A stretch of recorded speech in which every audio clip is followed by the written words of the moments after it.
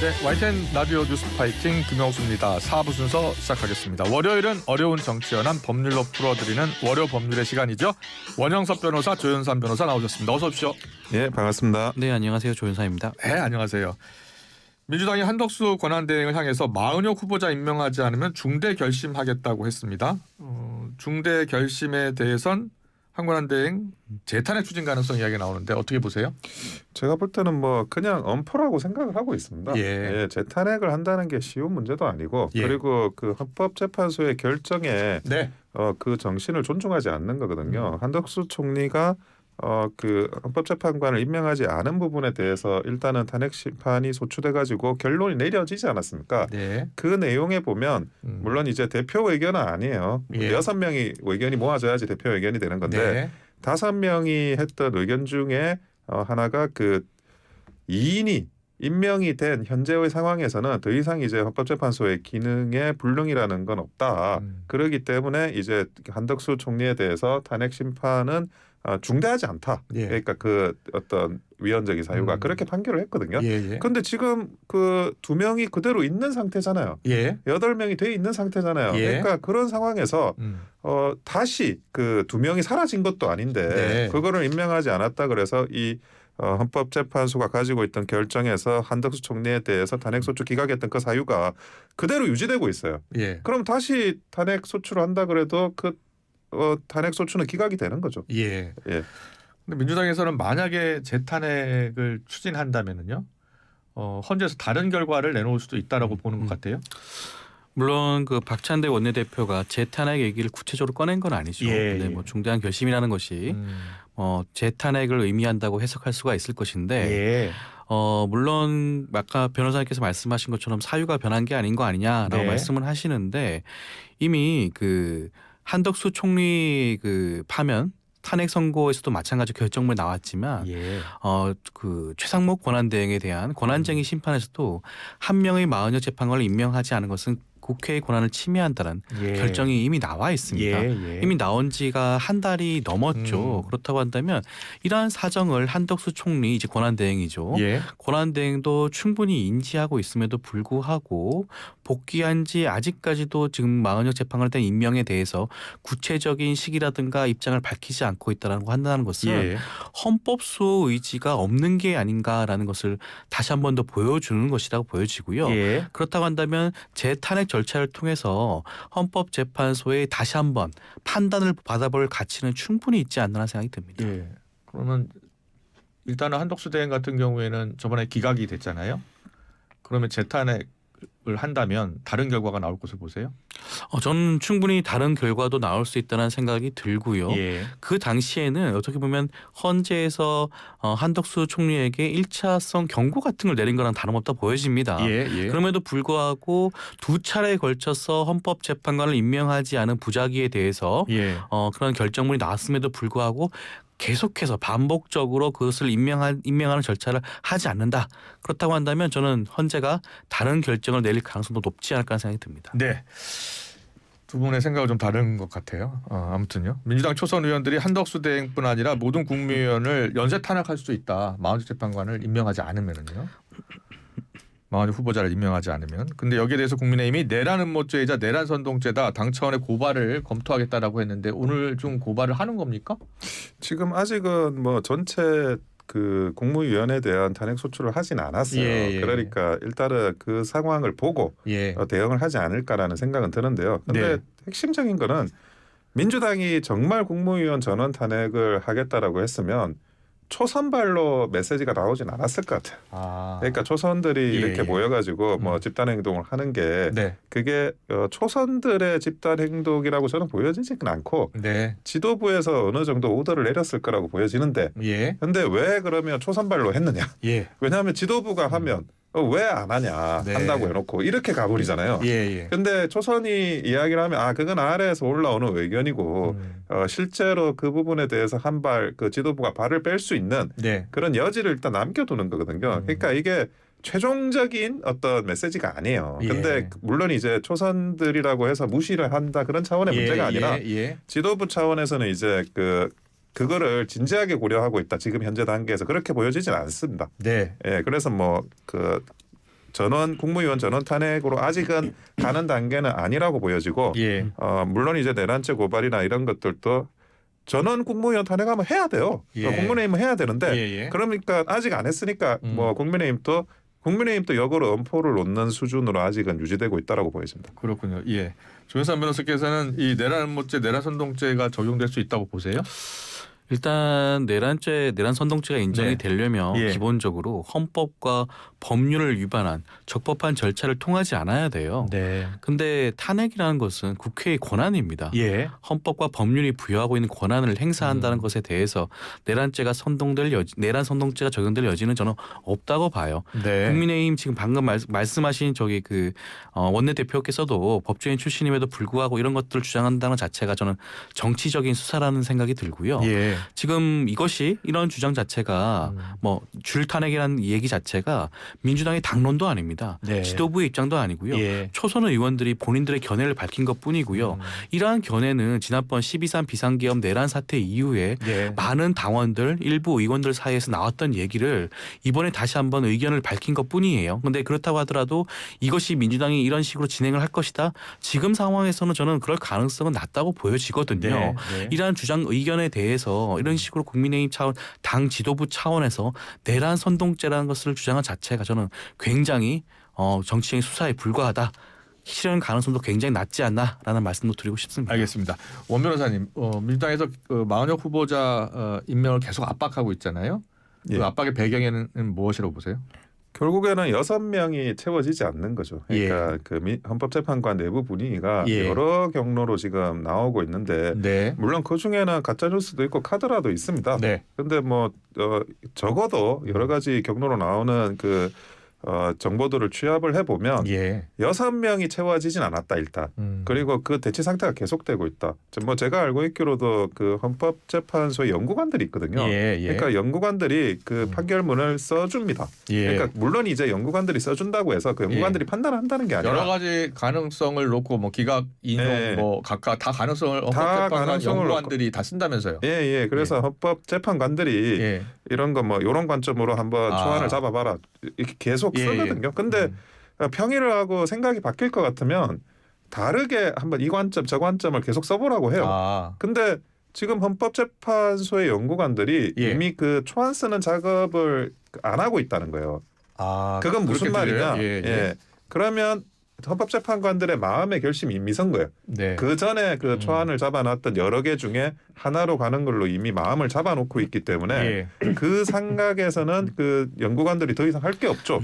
자기가 써가지고 자기가 쓴 여러 버전 중에 하나를 태결하도록 돼 있으니까. 예. 그리고 이제 평의를 해서 뭔가 그 쟁점이 법 논리가 변해야 되는데 네. 그게 또 변하는 게 없으니까 또 할 일이 없는 거예요. 예. 그러면 이미 마음은 다 서 있고, 근데 그게 6명이 채워진다 그러면 당연히 뭐 문영배 권한대행이 그 선고기를 잡을 텐데 그것도 안 잡히고, 예. 그러면 결국에는 이미 뭐 5대 3이다, 4대 4다 이런 말이 있는데 그 대치 구도가 어느 정도 이제 설득력이 있는 상황이 돼버린 거죠. 네. 조현삼 변호사는 어떻게 보세요?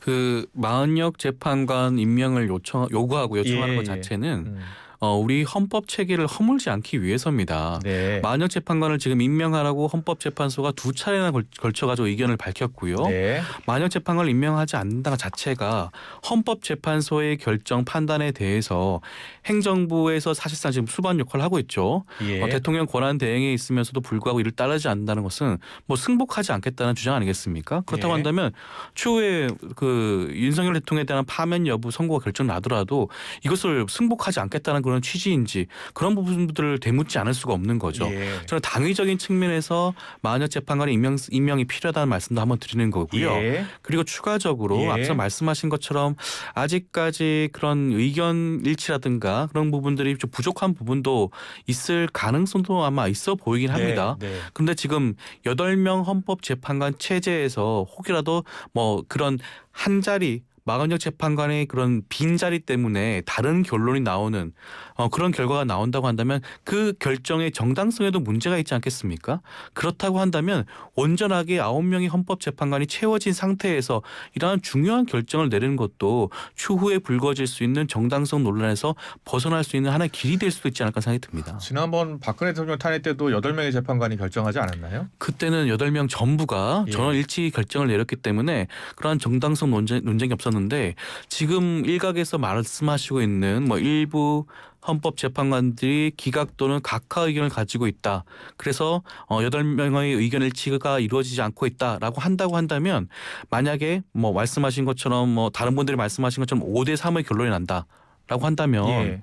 마건혁 재판관이 만약 들어가서 다른 의견을 낼 수 있지 않겠습니까? 예. 만약 인용 결정을 내린다고 한다면 숫자가 6대 3이 될 수가 있잖아요. 예. 그러면 인용입니다. 예. 근데 마건혁 재판관이 빈자리 때문에 기각 같은 결정이 난다고 한다면 예. 그것은 어떻게 보면 그런 부재 헌법재판소가 2차례나 결정을 내려서 임명하라고 했음에도 불구하고 예. 임명하지 않은 음. 부작위로 인해서 다른 결론이 나온다? 그 예. 정당성이 있다고 할 수가 있을까요? 예. 저는 그 문제도 한번 짚어봐야 되지 않을까 생각이 듭니다.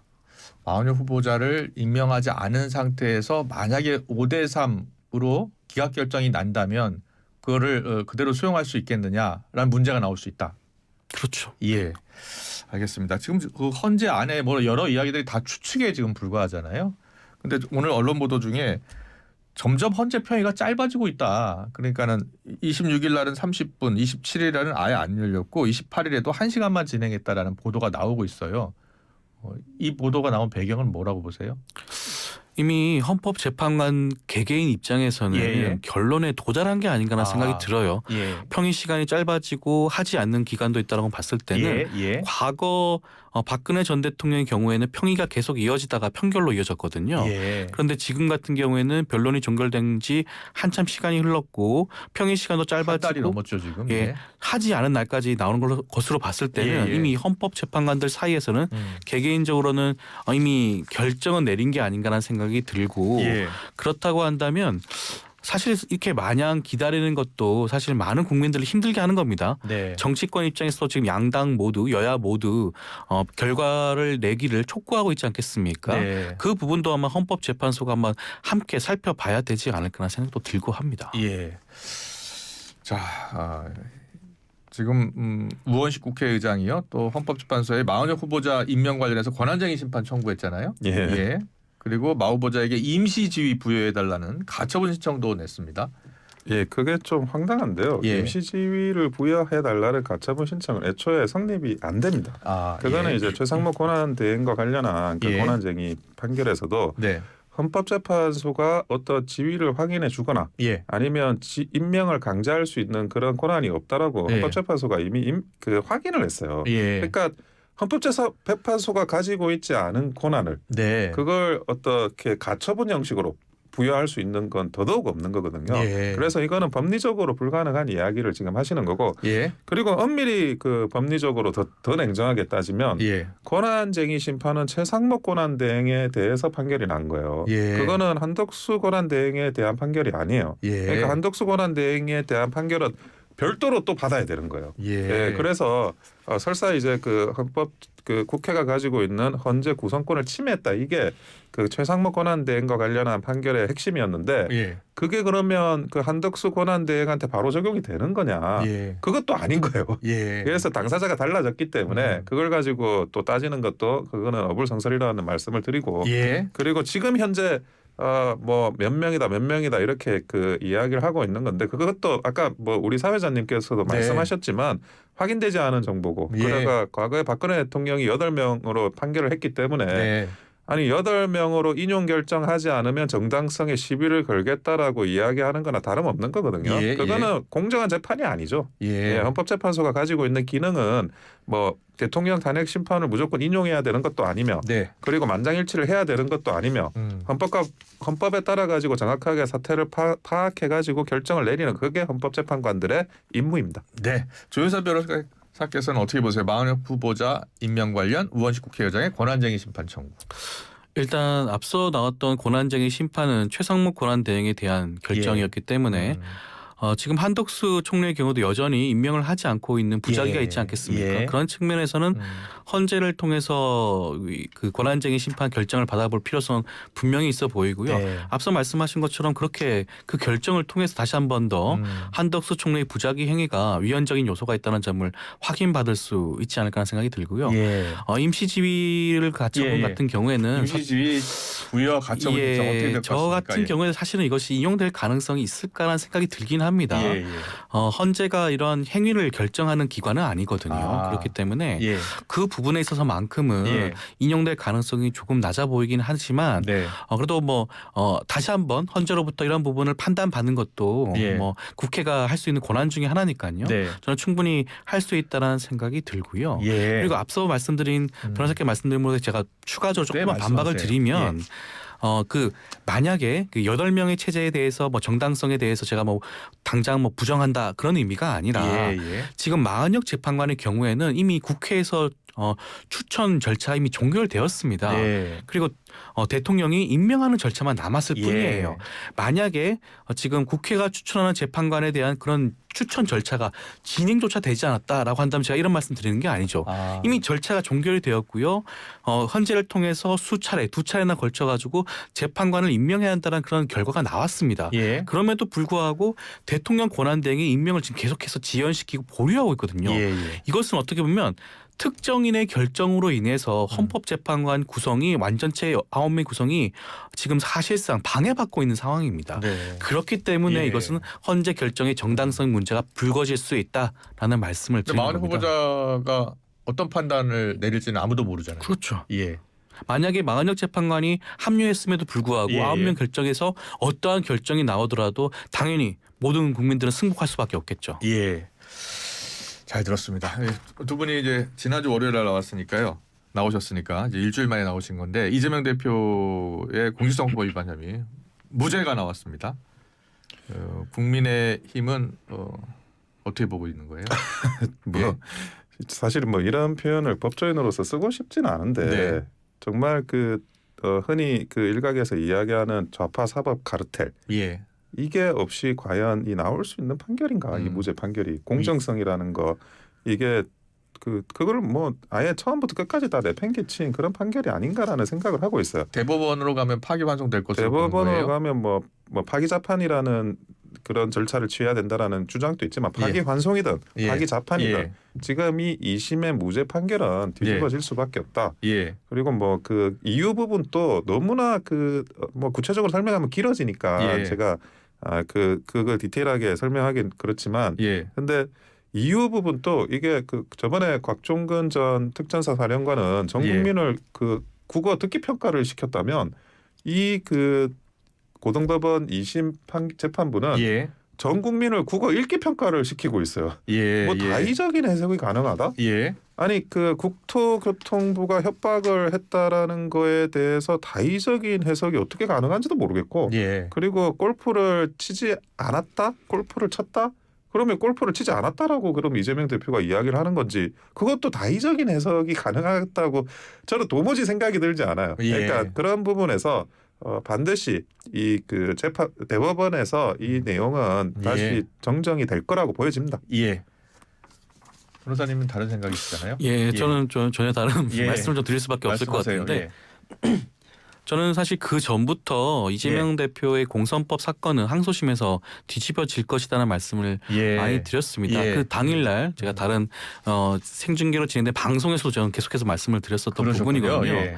기본적으로 형사 사법 체계에서는 네. 그 문헌 그 자체를 대해서만 판단을 할 수밖에 없는 것이고요. 그리고 피고인에게 유리하게 판단을 내려야 되는 겁니다. 네. 지금 공선법상 허위사실 공표의 경우에는 그 행위를 처벌하게 되어 있고요. 그 행위에 대해서 검사가 공소를 제기한 게 행위라고만 적시가 되어 있는데 행위라는 것은 기억이라든가 인식, 의견 표명에 대해서는 처벌하지 않는다는 게 우리 대법원의 입장이거든요. 네. 그렇다고 한다면 이재명 대표가 한 그 발언, 김문기 전 차장에 대한 발언이라든가 그리고 백현동 관련된 발언 자체는 그것은 기억, 인식 내지 의견 표명에 해당된다고 볼 수가 있거든요. 예. 그렇다고 한다면 항소심 재판부의 경우에는 우리 법원의 그동안의 입장 입장을 충실히 반영한 그런 판단이 아닌가 하는 생각이 들고요. 그렇기 예. 때문에 저는 대법원에서 이 법리적으로 봤을 때 대법원 네. 입장을 충실히 따랐는데 이것을 뭐 달리 파기 환송 결과를 내린다. 네. 저는 그럴 가능성이 오히려 더 낮다고 보여지고요. 예. 그렇다고 한다면 이 부분에 대해서 반복적으로 이제 더 이상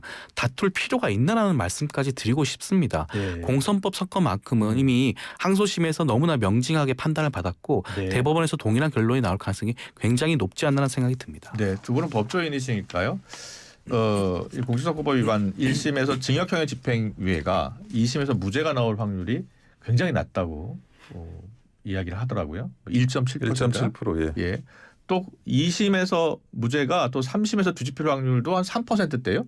매우 낮다고 보고 있더라고요. 근데 1심하고 2심이 서로 이제 결론이 유무죄로 바뀌게 되면 예. 그러면 대법원에서 결론 어느 두 하급심의 하나의 결론으로 갈 가능성이 많기 때문에 예. 실부적으로는 저도 뭐 의뢰인께서 이게 1심, 2심 바뀌었다라고 하면 예. 대법원의 판단을 받아 보시라고 그렇게 권유를 합니다. 변호사 입장에서. 아, 예. 예. 그러니까 그게 뭐 민사든 형사든 그게 중요하지 않고 네. 저도 이제 뭐 민사 위주로 많이 하지만 네. 그거는 통상 이제 이게 그 정치적인 사건 뭐 이재명 대표 사건이라서 그러는 게 아니라 예. 다른 사건 일반 사건도 1, 2심이 그 유무죄로 바뀌거나 네. 결론이 상당 부분 바뀌었다 민사에서도 그러면 대법원으로 한번 받아보자고 하는 겁니다. 네, 알겠습니다. 이재명 대표가 대장동 재판에서 증인으로 세 번째 불출석하면서 과태료 500만 원을 지금 추가로 부과받았는데요. 또 불출석할 경우에는 어떤 절차가 있을 것 같습니까? 원래 구인이 가능합니다. 증인에 예. 대해서는. 그래서 그 과태료 처분을 하면 네. 일반인들은 그 과태료를 받으면 안 돼서 다시 다 나오게 되거든요. 예. 그러니까 본인이 나와가지고 기억이 뭐 안 난다. 뭐 이런 식으로 이야기를 하는 경우가 많아요. 자기가 이제 뭐 증언을 하기 좀 곤란한 상황 같으면. 근데 네. 나오지도 않는다. 근데 그거는 굉장히 그 사법부를 법원을 무시하는 그런 이 행태를 하시는 거고. 예. 그리고 오히려 그동안 대장동이든 뭐 관련 사건이 많은데 네. 증인으로 나오지 않았던 게 굉장히 특이한 현상이었거든요. 중요 핵심 증인이잖아요. 예. 그래서 그동안에 좀 너무 지나치게 사법부가 이재명 대표를 배려하지 않았나. 지금이라도 정상적으로 예. 재판이 돌아가는 과정이라고 보여집니다. 증인 소환은. 예. 조윤선 변호사께서는 이재명 대표가 재판 증인으로 세 번째 불출석한 이유가 국회 활동이었었나요? 예. 그렇죠. 국회 활동과 다른 재판 예. 출석 등을 이유로 불출석 사유서를 제출했는데요. 네. 근데 이재명 대표가 지금 다른 것도 아니고 야당 원내 제1당 대표지 않겠습니까? 예. 일정이 굉장히 많을 수밖에 없고요. 네. 지금 또 탄핵 정국이다 보니까 그 시국적으로도 일이 굉장히 많을 수밖에 없습니다. 그리고 재판도 굉장히 뭐 검찰이 무리한 기소 때문에 재판도 많이 받고 있잖아요. 예. 그렇다고 보면 출석을 좀 강제하기가 쉽지가 않은 상황일 수도 있거든요. 예. 그런 부분에 대해서 재판부가 저는 충분히 좀 배려를 할 필요가 있지 않나라는 생각이 들고요. 물론 과태료 처분도 나오긴 했지만 그래서 뭐 일각에서는 추가적으로 뭐 강제 구인 같은 조치가 나오는 거 아니냐라는 말까지 나오는데 예. 저는 뭐 재판부가 그런 결정을 내릴 가능성은 없다고 보여지고요. 예. 최대한 원내 일당 대표로서 증인 출석에 대해서만큼은 조금 더 시간적으로나 여러 가지 측면에서 좀 배려를 할 필요성이 있지 않나라는 생각이 듭니다. 네. 잘 들었습니다. 마지막 질문 드리겠습니다. 검찰이 문재인 전 대통령에게 전사의 특혜 채용 의혹과 관련해서 소환 조사를 통보했습니다. 어떻게 보고 계십니까? 아니 이것도 마찬가지인데요. 네. 그 전에 좀 빨리 했었어야지. 그게 너무 지금 이게 지연이 된 거예요. 아까 뭐 이재명 대표 이야기 검찰이 뭐 무리하다라고 하는데 예. 이재명 대표 건도 사실은 대부분은 문재인 정부 때 수사되던 건들이에요. 그게 예. 새로운 건들이 없어요. 예. 그리고 지금 문재인 대통령에 대한 건도 그 전에 문재인 정부 때도 의혹이 제기돼 가지고 곽상도 의원이 의혹 제기하면서 진행이 된 건이거든요. 예. 근데 이것이 지금 정권이 바뀐 지도 벌써 한 3년이 돼 가는데 네. 이제서야 좀 소환을 한다라는 것 자체가 지나치게 이게 시간을 끌었다. 그런 부분에 대해서는 빨리 수사해서 네. 판단을 하고 그리고 기소할 거 있으면 기소하고 그리고 뭐 정말 혐의가 없다 그러면 또 이 의혹을 풀어주고 예. 이런 것들을 했었어요. 그래서 지금이라도 늦었지만 빨리 네. 매듭을 지을 거 그거는 짚고 가는 게 맞다라는 생각입니다. 예. 민주당은 무리한 표적 수사 이렇게 이야기하던데요. 근데 네. 이 수사가 무리한 지연 수사지 무리한 예. 표적 수사는 아니라고 보여집니다. 네, 조윤사 변호사는요? 말씀하셨지만 이 사건이 처음에 곽상도 의원이 고발한 게 20년이었습니다. 예. 2020년에 고발한 사건을 이제서야 예. 문재인 대통령에 대한 소환 조사를 지금 주장을 하고 있는데 그리고 이미 이 현 정부가 출범한 지도 지금 3년 정도가 지나지 않았습니까? 예. 이 지금까지 검찰이 여기에 대해서 제대로 된 수사를 진행하지 않고 있다가 사실상 윤석열 대통령의 뭐 검찰총장 당시 대변인이었죠. 네. 이창수 성남지청장을 전주지검장으로 이제 네. 모식하면서 그때부터 이게 급물살을 탄 분위기가 있었거든요. 예. 영향하거든요. 그렇다고 한다면 이것은 지금 현 정부가 네. 문재인 전 대통령을 향해서 의도적으로 정치적으로 접근하는 문제가 아닌가라는 생각을 지울 수가 없는 거죠. 예. 이창수 지검장이 어떤 분입니까? 지금은 서울중앙지검장으로 와가지고 김건희 여사 도이치모터스에 대해서 네. 불기소 결정 내린 사람 아닙니까? 그렇다고 한다면 성남에서는 이재명 대표에 대해서 성남FC 관련된 수사를 진행했던 지청장이었습니다. 예. 모든 것이 민주당을 향한 정치적인 수사에 항상 있던 분이 이분이시거든요. 그렇다고 예. 한다면 이번 수사조차도 굉장히 정치적인 목적으로 하는 것이 아닌가라는 의심을 지울 수가 없지 않을까라는 생각이 듭니다. 네, 월요 법률의 원영섭 변호사, 조윤선 변호사와 함께했습니다. 오늘 말씀 잘 들었습니다. 고맙습니다. 예, 감사합니다. 감사합니다.